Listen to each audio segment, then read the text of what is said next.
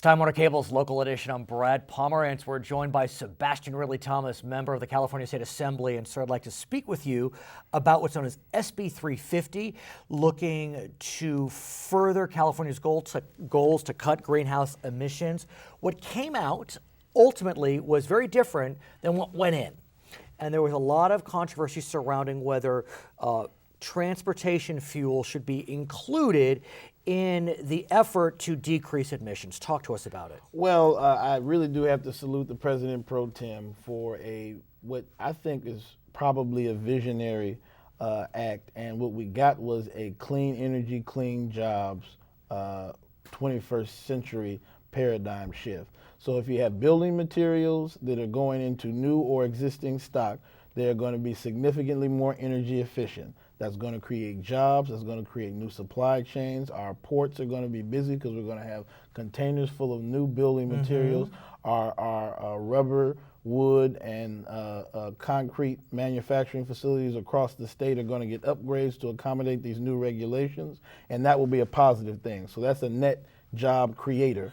And then secondly, the grid is going to go from 30% renewable mandate to a 50% renewable mandate and set the stage for a regional grid that will be every state west of Texas will be potentially moving towards those efforts. So we'll have more wind. Our wind portfolio isn't as big as it could be.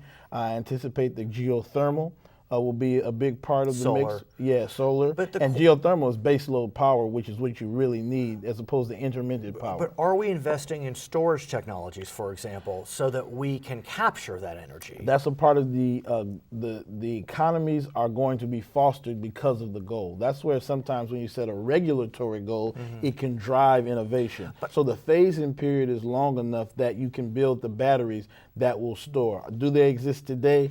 Not fully for every industry and every industrial or commercial setting, but it's anticipated that in the next 10 to 15 years that we will see, so hence why it's a 2050 goal. But I do want to ask about the question of transportation fuels. Got it. Because there's no question the Senate was very committed to trying to cap transportation fuel usage, the Assembly not as much, and ultimately the Assembly won out.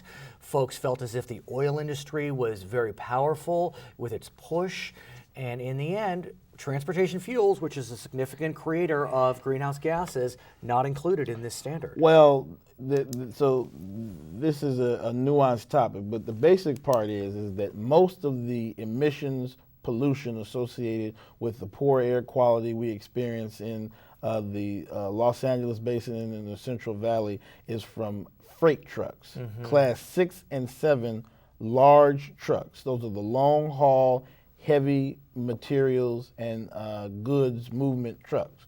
Those trucks will need to go to some zero or near zero emissions technology in the near future. I and many others are embracing natural gas, particularly renewable natural gas, to use in those trucks. We don't have a funding mechanism for that now, and natural gas, as you know, is pretty clean. So if you say you're going to go to petroleum reduction, which is also emissions reductions from petroleum, they can be interchangeable, but the technical aspects mean different things. Then you need to have something right there for the biggest polluters to switch over to. Natural gas is a part of that. Are we heading in that direction? We are. We're building the economies, but we need to have a funding mechanism in order to pay for it. This is a retrofit of trucks. It's the same thing with building materials. So like the new building standards, we're trying to do that with trucks, but that wasn't accommodated in the bill. SB350. And the other thing is also You'll come back, we'll talk more about it? Yes, we will. Okay, he is Sebastian Ridley-Thomas. He is a member of the California State Assembly. I'm Brad Pomerance. It's Time Warner Cable's local edition.